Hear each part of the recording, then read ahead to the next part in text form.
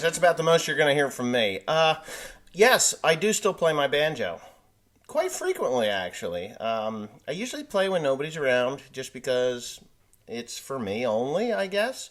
I know that there are some people that say that I play quite well, and then I think about how I play and how much I can play, and I think, no, not really. That's just someone being quite polite. I don't play bad, but I don't play much, in front of other people, so they just never really hear what I do. Teresa gets to listen to it, and Tim gets annoyed by it, but that's just the way it is, and that's why I play by myself, or, by myself for myself. Anyway, with that being said, the hay season, it is not happening. There's just nothing going to get mowed.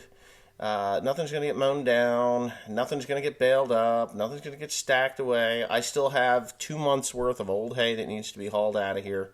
I have hay that's under tarp, and I got hay that's not under tarp. The hay that's not under tarp is going to be a real pain in the ass.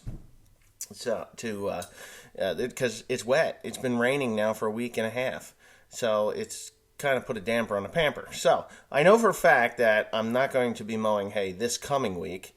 And I know that by the following week, say the second week of June or the first week of June, I'm probably not going to mow anything until the second week of June. For the simple fact and reason is that we are 2.5 weeks behind schedule.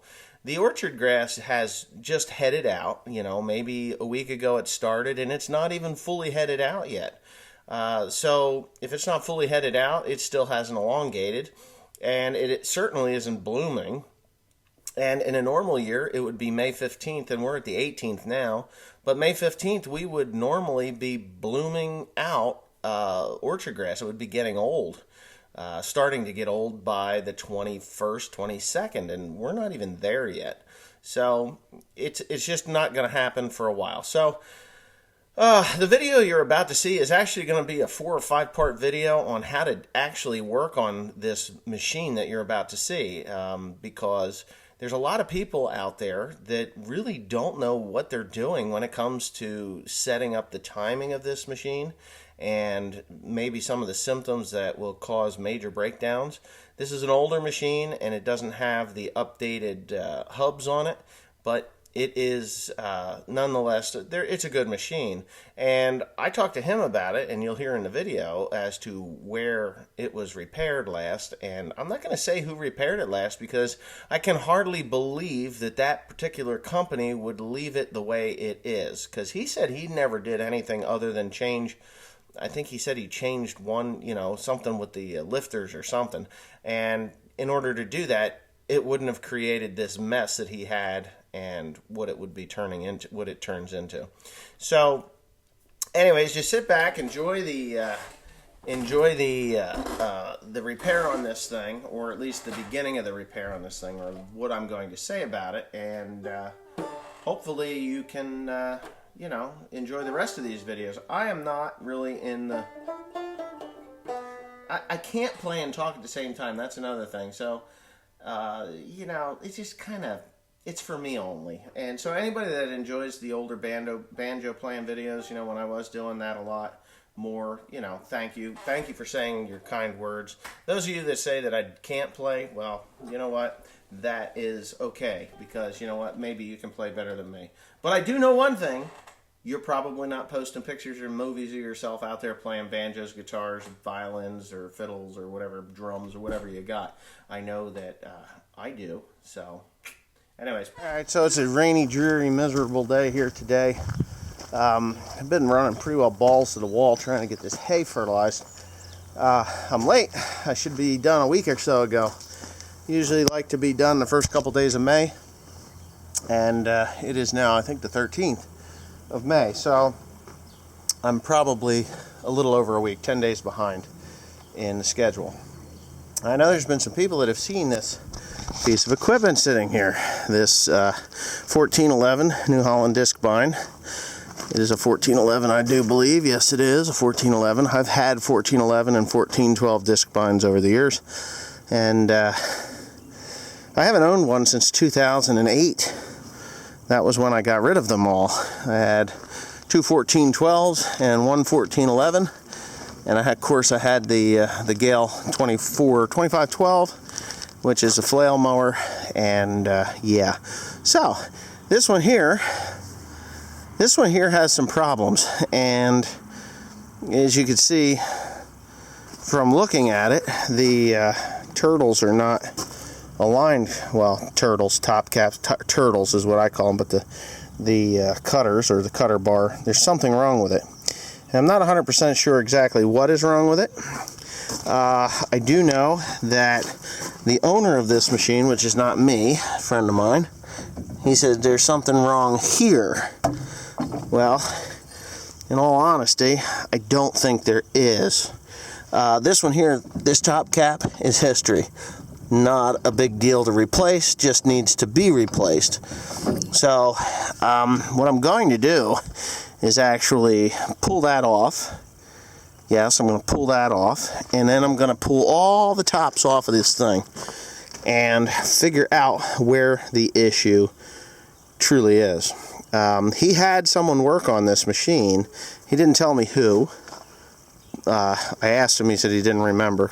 So I'm not sure whether he doesn't want me to know who worked on it, or whether he just doesn't remember, which he's not a liar. I mean, I can honestly say that I know him long enough that he's not a liar at all. But there is this problem. So I know there's a problem there with the top cap on the input side.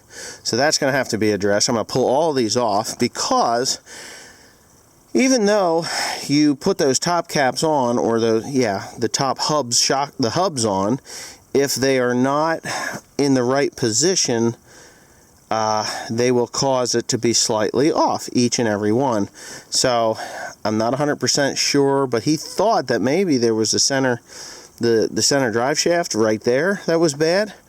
But I don't feel anything. The only thing that I feel is in that one, and I've run these machines long enough to know, like, well, even the case windrower, the 3208, 3208, not 30, that's a Caterpillar number, the WD2303, that windrower has the same cutter bar.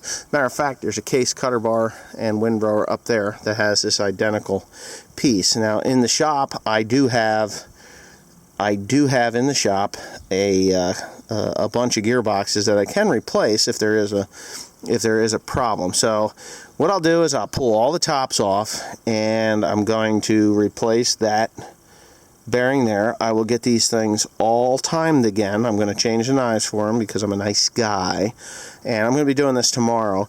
And I'm going to pay a little bit of attention right in there, because he said it was there. But in my experience, those don't wear out. These wear out. Not down there, but here. Even though that is the driven side, and it would make sense that those shafts would wear out, but these things here, they cause a lot of problem out here. It's just all in that torque, you know. But anyway, it may be down there. I don't know. I'm going to find out as soon as I get it apart.